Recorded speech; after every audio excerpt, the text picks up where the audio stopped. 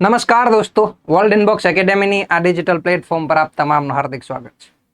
દોસ્તો, આપણે આ ડિજિટલ પ્લેટફોર્મ ઉપર બિયોન્ડ ધ ટેક્સ્ટ બુક પહેલ અંતર્ગત લગભગ 15 દિવસના એક અંતરાલ પછી ફરીથી મળી રહ્યા છે. અને ફરીથી જે આપણી યાત્રા હતી, જે કરંટ અફેરના જેટલા પણ મુદ્દા જે આપણી પ્રાથમિક અથવા તો મુખ્ય પરીક્ષામાં ઉપયોગી થાય એવા તમામ ન્યૂઝનું એનાલિસિસ કરી અને આપણી એક્ઝામ વર્ધી જે થિંકિંગ પ્રોસેસ છે એને મજબૂત બનાવવાનો પ્રયાસ કરીએ છીએ. તો ચલો એ જ પ્રક્રિયા આપણે શરૂ કરીએ અને ફરીથી કેટલાક મુદ્દાઓ ચર્ચામાં લઈએ અને જે આપણે એક્ઝામને નજીકના જેટલા પણ મુદ્દાઓ છે એની ઉપર એક સારી પકડ બનાવીએ. તો અત્યારનો દોસ્તો સૌથી વધારે ચર્ચામાં રહેતો કોઈ મુદ્દો હોય તો જે 4 તારીખે રિઝલ્ટ આવ્યું છે વર્તમાનમાં 18મી લોકસભાનું, એ લોકસભાના રિઝલ્ટને લઈ અને ઘણા બધા મુદ્દાઓ આપણે સમજવાના છે. જો આપણી આ ચર્ચા કોઈ પોલિટિકલ એંગલના, કોઈ પક્ષમાં, કોઈ વિપક્ષમાં કે કોઈ પણ જાતના રાજનીતિક દ્રષ્ટિકોણથી જોવાની નથી. આપણે માત્ર ને માત્ર એક જીપીએસસી એસ્પિરન્ટ તરીકે એક્ઝામ વર્ધી જેટલી પણ ડિટેલ છે એ જોવાની છે. તમારી રાજનીતિક પસંદગી જે પણ હોય એને આપણે અહીંયા ધ્યાને રાખવાની નથી. તો રિઝલ્ટ તમને સૌને ખ્યાલ હશે, 4 તારીખે જે રિઝલ્ટ આવ્યું એમાં એનડીએ જે છે એલાયન્સ એમણે 293 સીટો મેળવી છે. ઇન્ડિયા એલાયન્સે લગભગ 233 સીટો મેળવી છે અને અધરને 17 સીટો મળી છે.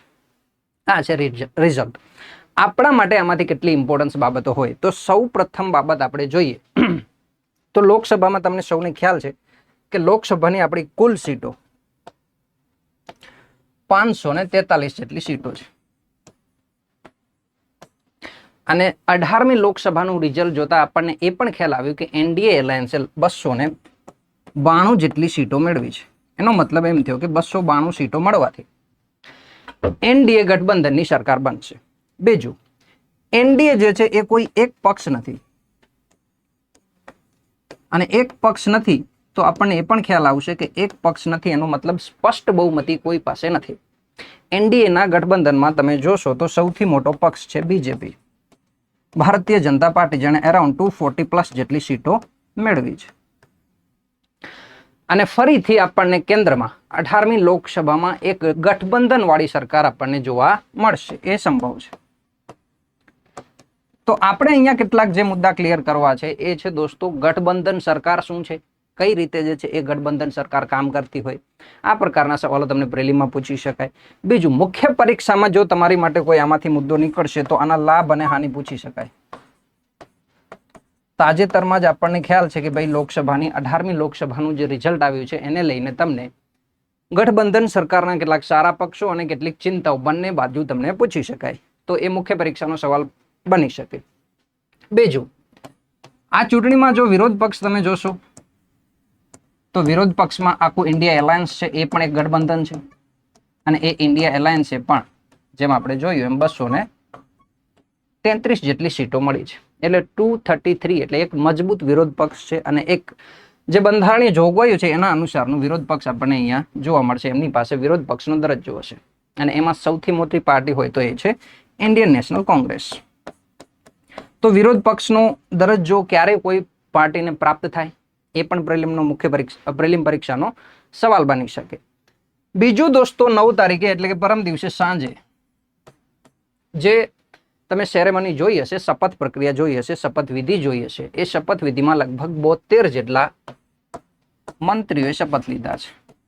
તો મંત્રી પરિષદ અહીંયા ટોટલ આપણને 72 મંત્રીઓની જોવા મળી. તો આ કદ ઉપર પણ એક નજર આપણે રાખશું કે 72 જેટલા મંત્રીઓ થયા છે ગઠબંધન સરકારમાં.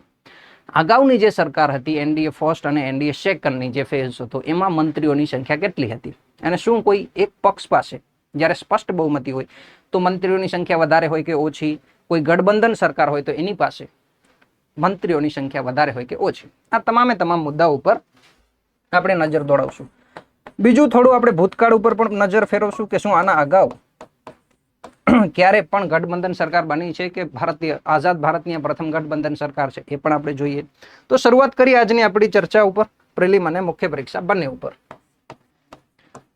સૌ પહેલા આપણે જોઈએ કે ગઠબંધન સરકારનો મતલબ શું થશે. આપણને એ તો ખ્યાલ આવ્યો કે ભાઈ ગઠબંધન સરકાર 18મી લોકસભામાં બનવા જઈ રહી છે. તો ગઠબંધન સરકાર ક્યારે બને અને ક્યારે ના બને એ મુદ્દા આપણા માટે મહત્વના છે. તો જો તમે એનડીએ ફર્સ્ટ અને સેકન્ડ કાળ જોયો હશે, એનડીએ ફર્સ્ટ અને સેકન્ડ આનો સમયગાળો થોડો જોઈ લેશો એટલે 2014 થી 19 અને 19 થી 24 જે વર્તમાનમાં 17મી લોકસભાની ટર્મ પૂરી થઈ એ ટર્મ હતી દોસ્તો 17મી અને વર્તમાનમાં હવે 18મી લોકસભા શરૂ થશે, નવી લોકસભા. આ બંને સમયગાળામાં પણ એનડીએની ગવર્મેન્ટ હતી. એટલે અહીંયા પણ એનડીએ ગઠબંધનમાં હતું, તેમ છતાં આ એનડીએના ગઠબંધનમાં એકમાત્ર બીજેપી પક્ષ પાસે સંપૂર્ણ બહુમતી હતી, એટલે કે સ્પષ્ટ બહુમતી હતી. હવે સ્પષ્ટ બહુમતી ક્યારે મળે? તો લોકસભાની જેટલી પણ સીટો છે દોસ્તો, કુલ લોકસભાની સીટો, આ લોકસભાની સીટોમાંથી કોઈ એક પક્ષ અડધા કરતા વધુ જેટલી સીટો મેળવે તો એ સરકાર સ્પષ્ટ બહુમતી વાળી સરકાર બનશે. એટલે આને જો તમે ડિવાઈડ બાય 2 કરશો અને જો તમારું મેથ સારું હશે તો તમારે જવાબ આવશે દોસ્તો 272. 272 જેટલો આંકડો જો કોઈ પક્ષ જે છે એ મેળવે છે તો એની સરકાર બનશે. અને આના અગાઉના બંને ફેઝમાં તમે જોશો તો એનડીએ પાસે એટલે કે બીજેપી પક્ષ પાસે 272 કરતા વધુ સીટો હતી. પ્રથમમાં 282 હતી અને બીજામાં 303 હતી. પણ જો વર્તમાનની 18મી લોકસભાના રિઝલ્ટ જોશો તો એનડીએ પાસે તો આજે પણ 292 સીટ છે. એટલે કે અહીંયા તો સ્પષ્ટ બહુમતી છે, પણ એમાંનો જે બીજેપી પક્ષ છે, ભારતીય જનતા પાર્ટી નામનો જે પક્ષ છે, એની પાસે માત્ર સીટો કેટલી છે? 240. એનો મતલબ એવો કે અહીંયા કોઈ પણ પક્ષ પાસે સ્પષ્ટ બહુમતી નથી. એટલે એક કરતા વધુ પક્ષો સાથે મળીને એક સંપૂર્ણ બહુમતી મેળવવા માટે જેટલી પણ સીટો જોઈએ એ સીટો બનાવવા માટે કેટલાક પક્ષો જોડાશે. અને આ પક્ષોનું જે જોડાણ છે, જોડાણ થઈને એક ગવર્મેન્ટ ફોર્મ કરે છે, એને આપણે કહીએ છીએ ગઠબંધન વાળી સરકાર. હવે આઈ હોપ કે તમને એ ખ્યાલ આવ્યો હશે કે ગઠબંધનનો મતલબ શું થાય.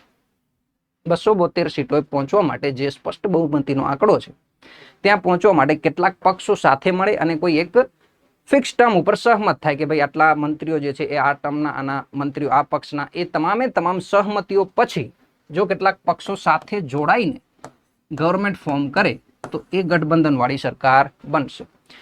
તો વર્તમાનમાં તમે જોયું હશે શપથવિધિમાં, વર્તમાનનું તમે શપથવિધિ જોઈ હશે તો દોસ્તો એમાં 72 જેટલા ઇન્ક્લુડિંગ પ્રાઇમ મિનિસ્ટર મોદી, પ્રધાનમંત્રી મોદી સહિત કુલ 72 જેટલા મંત્રીઓએ શપથ લીધા. એ 72 જેટલા મંત્રીઓમાંથી 61 જેટલા મંત્રીઓ બીજેપીના છે. બાકીના દોસ્તો જે 11 જેટલા મંત્રીઓ છે એ અલગ અલગ દળના છે. એટલે કે બીજેપી સિવાય અન્ય પક્ષોના પણ મંત્રી પદ તમને અહીંયા મંત્રીમંડળમાં જોવા મળશે. એટલે કે એમના સમર્થન થકી આ સરકાર જે છે આગળ વધશે. એ રીતની એક ગઠબંધન સરકાર આપણને જોવા મળી. આટલા મુદ્દા આપણને અહીંયા ક્લિયર થવા જોઈએ. બીજા થોડાક પ્રિલિમના ફેક્ટ જોઈ લઈએ. તમે જુઓ છો 72 છે. આના અગાઉ જો તમે એનડીએ ફર્સ્ટમાં જોશો તો માત્ર 46 મંત્રીઓ હતા. 2014માં જે સરકાર ફોર્મ થાય છે, એનડીએની ગવર્મેન્ટ બને છે, એમાં માત્ર 46 જેટલા મંત્રીઓએ શપથ લીધા હતા. અને એનડીએ સેકન્ડ 2019માં આ આંકડો 57 પહોંચે છે. અને જે થર્ડ ટર્મ છે એ 72 પાસે પહોંચે છે. તો હવે આપણને વિચાર આવવો જોઈએ કે જ્યારે મંત્રીઓ તમારી પાસે 292 છે, એમાંથી તમે 72 જેટલા જે સભ્યો છે, એમપી છે, એમને તમે મેમ્બર ઓફ પાર્લામેન્ટને તમે મંત્રી પદ સોંપી દો, તો શું તમામને આપી શકાય? આ તમામને મંત્રી પદ આપવું તો આપી શકાય? 292 જેટલા જે સભ્યો છે એ તમામને ખાતું સોંપવું હોય મંત્રી પદનું તો સોંપી શકાય કે નહીં? તો વર્તમાનમાં દોસ્તો એવી જોગવાઈ છે કે તમે સોંપી શકો નહીં. બંધારણના મૂળ બંધારણ છે એમાં એવી કોઈ જોગવાઈ હતી નહીં કે તમારે મંત્રીઓ કેટલા બનાવવા. અને જો તમે સમયગાળો જોશો તો 80 અને 90ના દશક પછી મોટા ભાગની સરકારો ગઠબંધન વાળી સરકારો બને છે. અને આ આંકડો તમને અહીંયા સ્પષ્ટપણે દર્શાવે છે કે જ્યારે કોઈ એક પક્ષ પાસે સ્પષ્ટ બહુમતી નથી, એકથી વધારે પક્ષો બનીને જ્યારે કોઈ સ્પષ્ટ બહુમતી સુધી પહોંચે તો તમામને મંત્રી પદ સોંપવા પડે છે. અને મંત્રીઓની જે સંખ્યા છે, મંત્રી પરિષદનું જે કદ છે એ તમને વિશાળ જોવા મળશે. અહીંયા 72 છે. અને આ જ પ્રમાણે 90ના દશકની જેટલી ગવર્મેન્ટો હતી દોસ્તો એ મોટા ભાગની ગઠબંધન વાળી સરકારો હતી. ત્યાં મંત્રી પદો ખૂબ મોટા હતા. અટલજીએ તો એક 79 સભ્યોનું એટલે કે 79 મંત્રીઓ વાળું એક કેબિનેટ બનાવ્યું હતું, જેને આપણે જમ્બો કેબિનેટ કહેતા. એના પછી એક બંધારણીય સુધારો કરવામાં આવે છે દોસ્તો, 91મો બંધારણીય સુધારો 2003. આ બંધારણીય સુધારા અંતર્ગત એક જોગવાઈ કરવામાં આવી કે ભાઈ મંત્રી પદની સંખ્યા સીમિત રાખવાની હોય. તમારે 292 સીટો આવે તો 292 સભ્યોને મંત્રી નથી બનાવવાના, એની એક સીમિત સંખ્યા રાખવાની છે. અને એ સીમિત સંખ્યા દોસ્તો 15% રાખી છે. કોની? તો લોકસભાની કુલ સીટોની 15% જેટલી. અને ઓછામાં ઓછી 12, એટલે એવું ના થવું જોઈએ કે બધા ખાતા બે મંત્રીઓ સાથે મળી અને વેચી લે કે આટલા અડધા ખાતા તારા અને અડધા મારા. એવું નથી કરવાનું. 12 જેટલા મંત્રીઓ ઓછામાં ઓછા હોવા જોઈએ. મેક્સિમમ 15% જેટલું હોવું જોઈએ.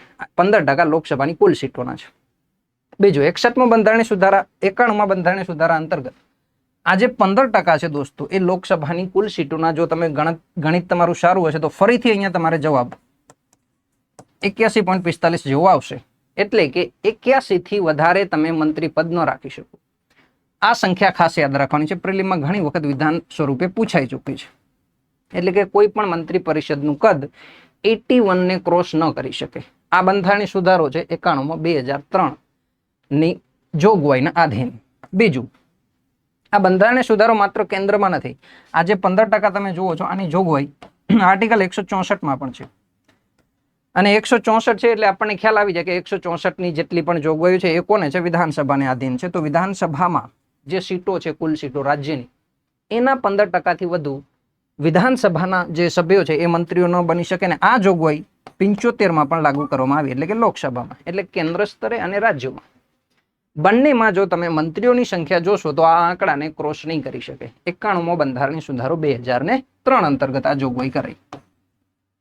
તો હવે આપણને મુખ્ય પરીક્ષામાં જોવું હોય તો એ સવાલ થાય કે ભાઈ શા માટે એની જરૂર કરી? શા માટે મંત્રી પદ અગર તમારે બધાને આપવું છે તો તમને જરૂર શું છે? 292 જેટલા સભ્યો છે એ બધાને મંત્રીઓ બનાવો, એનાથી શું તકલીફ થાય? તો સમસ્યા દોસ્તો એવી છે કે જ્યારે મંત્રીઓની સંખ્યા વધશે, ઘણા બધા મંત્રીઓ હશે, તો એમની વચ્ચે એક તો સહમતિની સમસ્યા આવશે કે ઘણા બધા મંત્રીઓ એક સાથે છે તો સહમતિ, અને બીજું ક્યાંક ને ક્યાંક કોસ્ટ બેનિફિટ પણ તમને નહીં જોવા મળે. એટલે આના જેવા જે સમસ્યાઓ હતી, એક તો સહમતિની સમસ્યા, બીજું જે કોમ્બિનેશનને લઈ અને કોસ્ટ બેનિફિટ તમને થવું જોઈએ એ પણ એમાં નહીં જોવા મળે. જેટલી સીમિત સંખ્યા હશે એટલું તમારું કોર્ડિનેશન વધારે બેટર બનશે. એટલા માટે આ આંકડો આપણે અહીંયા લઈ આવ્યા 91માં બંધારણીય સુધારા 2003 થી. આટલી જોગવાઈ આપણે અહીંયા યાદ રાખવાની છે. બીજું, ગઠબંધનની આગળ વધીએ તો ગઠબંધન અગાઉ આપણને જોવા મળ્યા છે કે નહીં? તો થોડું ભૂતકાળ તરફ નજર કરીએ તો સૌ પ્રથમ ગઠબંધન દોસ્તો આપણને 1977માં જોવા મળે, 1977માં. જો ઇનિશિયલી જ્યારે ભારત આઝાદ થાય છે તો ઇન્ડિયન નેશનલ કોંગ્રેસનો દબદબો હોય છે સમગ્ર રાષ્ટ્ર ઉપર. ઇન્ડિયન નેશનલ કોંગ્રેસે જે છે એ ભારતની આઝાદી આપવામાં જે કોંગ્રેસના નેતાઓ હતા એ ખૂબ અગ્રણી હતા, એટલા માટે એની લોકચાહના ખૂબ વધારે હતી. તો તમે ફર્સ્ટ, સેકન્ડ, થર્ડ આ ટર્મ જોશો તો એમાં જવાહરલાલ નહેરુજી જેવા, ઇન્દિરા ગાંધી જેવા દિગ્ગજ નેતાઓ તમને જોવા મળશે જેમની પાસે સ્પષ્ટ બહુમતી હતી. એટલે ત્યાં સુધી જે છે એ ઇન્ડિયન નેશનલ કોંગ્રેસ સ્પષ્ટ બહુમતી પ્રાપ્ત કરે છે. પણ આપણને સૌને ખ્યાલ છે કે જે કટોકટીનો સમયગાળો હતો એના પછીની લોકસભાની ઇલેક્શન થાય અને એ લોકસભાની ઇલેક્શનમાં જે છે એ એક ગઠબંધન સામે આવે છે, જનતા પાર્ટી. જે રીતે અત્યારે તમે ઇન્ડિયા એલાયન્સ જુઓ છો, ઇન્ડિયા ગઠબંધન જુઓ છો, એ જ પ્રકારનું તમામ પાર્ટીઓએ સાથે મળીને બનાવેલું એક જનતા પાર્ટી નામનું, જનતા પાર્ટી. એમના નેતા કોણ હતા એ જો તમને કોઈને ખ્યાલ હોય તો તમારે કમેન્ટ સેક્શનમાં લખવાનું છે. જો નહીં ખ્યાલ હોય તો આપણે એમનું નામ પણ આપી દઈશું. તો આ જનતા પાર્ટીના જે સભ્યો હતા, જે તમામ પક્ષ હતા, એમણે સહમતિ બનાવી અને એમની વચ્ચે ગવર્મેન્ટ ફોર્મ થાય અને એ ગઠબંધન 1977માં સત્તામાં આવે, જેમણે બંધારણીય સુધારો પણ કર્યો 44માં. અને એમના દિગ્ગજ નેતા એટલે મોરારજી દેસાઈભાઈ, આપણા જે જનતા પાર્ટીના એકમાત્ર એ સમયના સહમત થયેલા વડાપ્રધાન. એટલે એમનો સમયગાળો પણ આપણે યાદ રાખશું. આની પણ ઘણા બધા રોલિંગ પ્લાન ને એ પ્રિલિમની દ્રષ્ટિએ આપણે જોવાના રહ્યા. એટલે આ જે સમયગાળો છે ત્યાંથી ગઠબંધનની શરૂઆત થાય છે. ફરી પાછું 84માં તમે જોશો, 1984માં, તો ત્યાં રાજીવ ગાંધી સાહેબ જે છે એ 404 સીટ લઈ અને પરત ફરે છે, એક દિગ્ગજ બહુમતી મેળવીને. આ સમયે જે આપણે નારા જોયા, જે 400 પારના, એ 400 પારનો નારો અહીંયા પ્રાપ્ત થયેલો છે. આ વર્ષ યાદ રાખશું, 1984, એટલે કે 1984માં કોંગ્રેસ પક્ષ પાછો જે છે એ સત્તામાં પરિવર્તિત પામે છે અને 404 જેટલી સીટો મેળવીને પરત ફરે છે. પણ ત્યાર પછીનો જે દાયકો છે દોસ્તો, આ 1984 થી 89 બાદ 90નો જે દાયકો છે દોસ્તો, એ 90ના દશકથી ફરીથી પાછી ગઠબંધન સરકારોની શરૂઆત થઈ જાય છે અને અસ્થિર સરકારો કેન્દ્રમાં આવે છે. અને એ 90, 91, 91 to 96, એના પછી અટલજીનો જે કાર્યકાળ છે, એના પછી યુપીએ ફર્સ્ટ, યુપીએ સેકન્ડ જે કાર્યકાળ છે, ટોટલ 2014 સુધી. 2014માં જઈ અને ફરીથી પાછી એક સ્પષ્ટ ગવર્મેન્ટ બને છે. એટલે કે 1984 થી લઈ અને 30 વર્ષ પછી એક સ્પષ્ટ ગવર્મેન્ટ આપણી સામે આવે છે જેની પાસે સ્પષ્ટ બહુમત હતો. એ ફરીથી આપણે જે એનડીએ ફર્સ્ટનો કાર્યકાળ જોયો એ હતો. તો આ પ્રકારની ભારતની રાજનીતિ જે છે એ 90ના દશકમાં અસ્થિર હોય છે. આ ગઠબંધનની આપણે વાત કરી તો સાથે સાથે એના કેટલાક લાભ અને ગેરલાભ પણ આપણે જોઈ લઈએ. તો ગઠબંધનથી લાભ કયા છે? ગઠબંધન શા માટે જે છે એ લાભદાયક છે? શું લાભ થાય આપણને? તો સૌથી મોટો લાભ એ થાય દોસ્તો કે ઘણા બધા પક્ષોનું પ્રતિનિધિત્વ તમને અહીંયા પ્રાપ્ત થાય. આપણે અગાઉ પણ જોયું કે અત્યારે જે એનડીએ ગવર્મેન્ટ છે એમાં બીજેપી પાસે 240 સીટ છે. બાકીની જે સીટો છે અલગ અલગ પક્ષો પાસેથી આવે છે. તો એ તમામે તમામ પક્ષોની પણ આમાં ભાગીદારી હશે. અને લોકતંત્રમાં જનભાગીદારી જે છે એ સર્વોચ્ચ માનવામાં આવે છે. તો કોઈ એક પક્ષ કરતા ઘણા બધા પક્ષ મળીને જો એક પાર્ટી બનાવશે, એક પક્ષ બનાવશે કે જેમની પાસે સત્તા હશે, તો એમાં જનભાગીદારી વધારે હશે, લોકોનું પ્રતિનિધિત્વ વધારે હશે, ઘણી બધી વિચારધારાઓ મળીને એ શાસન કરશે. એટલે આપણને અહીંયા ભાગીદારી વધુ જોવા મળશે. બીજું, અહીંયા ક્યાંક ને ક્યાંક સહમતિનું પ્રમાણ પણ વધારે હશે, કારણ કે વિરોધ એટલો બધો નહીં થાય. ઘણા બધા પક્ષો સાથે મળીને કોઈ ડિસિઝન લેશે તો એની સહમતિ પણ વધુ જોવા મળશે. નાની મોટી જે પક્ષો છે, પાર્ટીઓ છે, એમની માંગો પણ અહીંયા પ્રાપ્ત થશે. બીજું છે દોસ્તો જવાબદેહી. સૌથી મોટો લાભ કે અહીંયા જે ગવર્મેન્ટ છે એ ગવર્મેન્ટ એક નિરંકુશ ગવર્મેન્ટ ન થઈ શકે. ઓબ્વિયસ છે, જો નિરંકુશ પગલાં ઉઠાવવાની શરૂઆત કરશે તો જે એના પક્ષધર છે, એના સાથીદારો છે, જે એલાયન્સમાં જોડાયેલા પક્ષો છે, એ સમર્થન પાછું મેળવી શકે અને જે ગવર્મેન્ટ છે એ પડી શકે. તો એટલા માટે જવાબદેહી અહીંયા પ્રાપ્ત થાય. જ્યારે કોઈ એક પક્ષ પાસે ઘણી બધી સીટો 300+ એ 400+ સીટ હશે તો એની કમ્પેરિઝનમાં ગઠબંધન સરકાર જે છે એ ક્યાંક ને ક્યાંક વધુ જવાબદેહ જોવા મળશે આપણને. તો આ પ્રકારના લાભ જે છે એ આપણને ગઠબંધનમાં પ્રાપ્ત થાય. પણ માત્ર લાભ જ નથી, કેટલીક ચિંતાઓ પણ છે. તો ચિંતાઓ શું છે? તો સૌથી મોટી ચિંતા દોસ્તો છે અહીંયા રાજનૈતિક અસ્થિરતા. જે રાજનૈતિક અસ્થિરતાનું પ્રમાણ ગઠબંધનમાં જોવા મળે છે એ સૌથી મોટી ચિંતા છે. ઘણી વખત એવું જોવા મળે છે કે એક એનડીએ જેવા એલાયન્સમાં અથવા તો યુપીએ જેવા એલાયન્સમાં કોઈ જોડાયેલા નાના મોટા પક્ષો કિંગ મેકરની ભૂમિકામાં આવી જતા હોય છે કે નાનો એવો પક્ષ છે, એક એલાયન્સ સાથે જોડાયેલો છે, જે સત્તા પક્ષમાં છે, પછી એ પોતાનું સમર્થન પાછું ખેંચે એટલે એની ગવર્મેન્ટ જે છે એ ફેલ જાય છે અને એક નવી ગવર્મેન્ટ ઊભી થાય છે. આ પ્રકારની રાજનૈતિક અસ્થિરતા વારંવાર આપણને જોવા મળે છે. અને એ રાજનૈતિક અસ્થિરતાની જે ઇમ્પેક્ટ છે એ ઇકોનોમિક પણ છે, પોલિટિકલ પણ છે, સોશિયલ છે. ઘણી બધી લાગત આની આપણે કોઈ પણ દેશે ચૂકવવી પડતી હોય છે. એટલે પોલિટિકલ સ્ટેબિલિટી, રાજનૈતિક સ્થિરતા અહીંયા પ્રમાણમાં ઓછી જોવા મળે છે. સૌથી મોટી ચિંતા એ છે. બીજી શું ચિંતા છે? તો અહીંયા રાજનૈતિક ગઠબંધનમાં સૌથી મોટી ચિંતા બીજી એ પણ છે દોસ્તો કે પોલિસી મેકિંગ છે. એ પોલિસી મેકિંગ ક્યાંક ને ક્યાંક વિઝન વગરનું જોવા મળશે. એટલે કે ઘણા બધા પક્ષોને એક મુદ્દા ઉપર સહમત કરવા મુશ્કેલ છે. હવે તમે વિચારો કે જો માત્ર એનડીએ ગવર્મેન્ટમાં બીજેપી પાસે 300-400 સીટો હોય તો એનું જે વિઝન છે, એની આઈડિયોલોજી છે, એની પણ જે વિચારધારા છે, એની ઉપર પોલિસી સ્પષ્ટતાથી આગળ વધશે. પણ જ્યારે એની સાથે ઓલરેડી ઘણા બધા પક્ષો છે તો આ તમામે તમામ પક્ષોની સહમતિ પણ જરૂરી છે અને એ સહમતિ મેળવવામાં ક્યાંક ને ક્યાંક વિલંબ થાય છે. તો એને લીધે પોલિસી મેકિંગની જે સ્પીડ છે એ ધીમી જોવા મળે છે. એટલે અહીંયા તમને નીતિ ગતિહીનતાના લક્ષણો જોવા મળી શકે, જેને આપણે પોલિસી પેરાલિસિસ કહીએ છીએ. એટલે કે પ્રોએક્ટિવ પોલિસીના લક્ષણો તમને અહીંયા નહીં જોવા મળે.